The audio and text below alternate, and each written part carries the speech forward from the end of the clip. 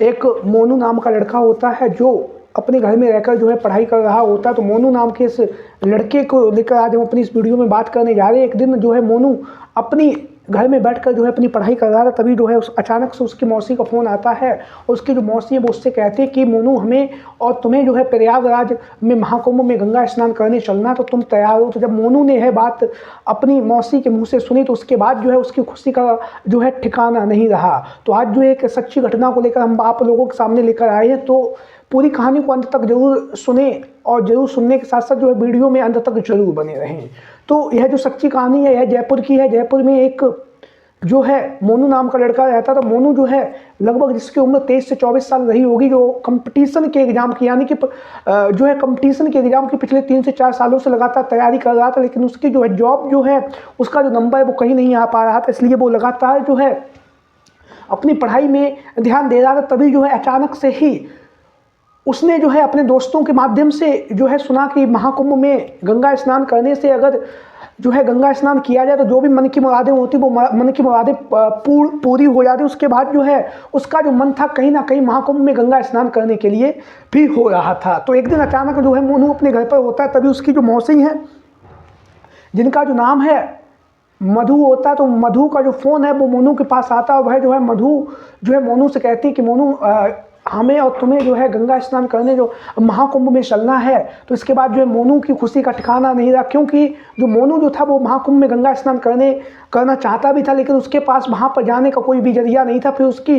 जो मौसी ने जब उसे फ़ोन किया तो उसकी जो है खुशी का ठिकाना नहीं रहा, क्योंकि वो मौसी पर वैसे भी उसकी जो मौसी थी वो देखने में काफ़ी ज़्यादा अच्छी थी। इसलिए मोनू जो है उन्हें काफ़ी दिनों से पसंद भी कर रहा था, लेकिन वह जो है उनसे कभी बातचीत नहीं कर पाया। तो हम बात करेंगे मोनू की जो मौसी मधु थी, वो जयपुर में ही रहती थी। उसके घर से थोड़ी उनकी दूरी थी। और जो मोनू के जो मौसा थे वो बिजनेसमैन थे, और बिजनेसमैन होने के कारण जो है वो ज़्यादातर जो समय है वो अपने काम काज में ही देते थे।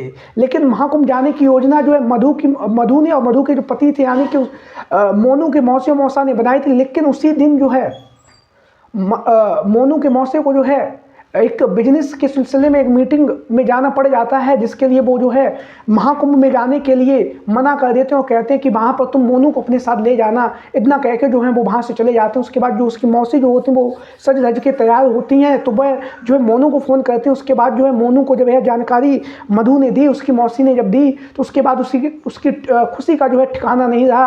1 घंटे में ही जो है जब मौसी का उसके पास फ़ोन गया, उसके 1 घंटे बाद ही जो है मोनू जो है अपनी मौसी के घर आ गया। उसके बाद मोनू और उसकी मौसी दोनों ही जो है रेलवे के माध्यम से महाकुंभ में पहुंचे। जब दोनों रेलवे के माध्यम से महाकुंभ में पहुंचे, सफ़र काफ़ी लंबा था। जब भाई देर शाम को वहाँ पर पहुंचे तो दोनों ने जो है कुंभ में गंगा स्नान कर लिया। और गंगा स्नान करने के बाद जो है दोनों भूख भी लगी थी, इसलिए पास में ही एक होटल था, उस होटल में जाकर उन्होंने खाना पीना खाया। और उसके बाद जब उसने वहाँ पर रूम के बारे में पता किया तो वहाँ पर रूम में कोई भी रूम का जो कमरा था वो खाली नहीं था। उसके बाद जो है मोनू कहीं ना कहीं चिंता में घिर आया और उसे लगने लगा कि आखिरकार रात हम लोग कैसे काटेंगे।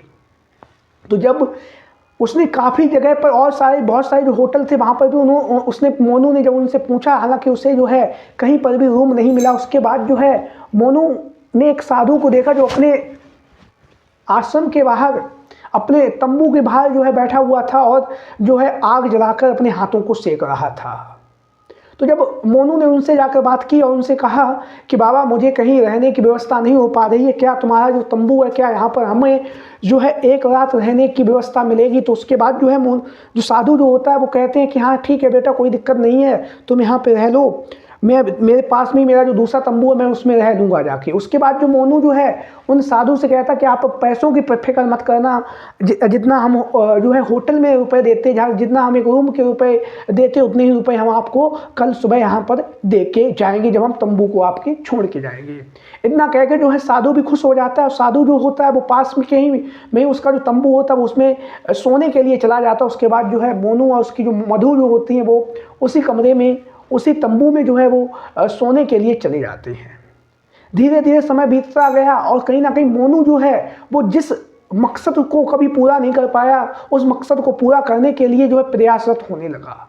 जब मोनू प्रयासरत होने लगा तो उसने जो है सबसे पहले जो उसकी मौसी थी जिसका नाम मधु था, उसके पहले जो है उसने हाथों को छुआ और हाथों को छूने के बाद जो है वो लगातार जो है उससे टच करता रहा, लेकिन जो मधु जो थी, जो उसकी मौसी थी, उसने जो है उससे मना नहीं किया। वो भी तो जो मोनू जो होता है उसका जो जोश होता है वो बढ़ जाता है। उसके बाद जो है दोनों एक दूसरे के साथ में जो है जैसे पति पत्नी संबंध बनाते हैं वैसे ही दोनों जो है आपस में संबंध बना लेते हैं। और कहीं ना कहीं जब वो आपस में संबंध बना लेते हैं उसके बाद जब सुबह होती है तो सुबह जो है मोनू अपनी मौसी के साथ में जो है दोनों ही बहुत ही खुश थे। और दोनों जब खुश थे तो उसके बाद जो है मोनू जो है अपनी मौसी को साथ में लेकर जयपुर वापस आ जाता है। उसके बाद जो है पहले वह अपनी मौसी को उनके घर छोड़ता है, उसके बाद मोनू जो है अपने गाँव को वापस चला जाता है। आज की कहानी सुनाने का हमारा यही मकसद है कि आपकी भावनाओं को आहट करना नहीं है, जिससे कि आप लोगों को जानकारी मिल सके। इसलिए ये जो वीडियो है वो हमारे माध्यम से बनाई गई है। आप लोगों की राय कमेंट बॉक्स में ज़रूर दीजिए। अगर आप लोग हमारी इस वीडियो को जिस भी ज़िले से सुन रहे हैं तो अपना नाम और जो है कमेंट बॉक्स में अपने ज़िले का नाम जरूर लिखें, जिससे कि अगली वीडियो में हम आपके नाम को ले सकें। जय हिंद, जय भारत।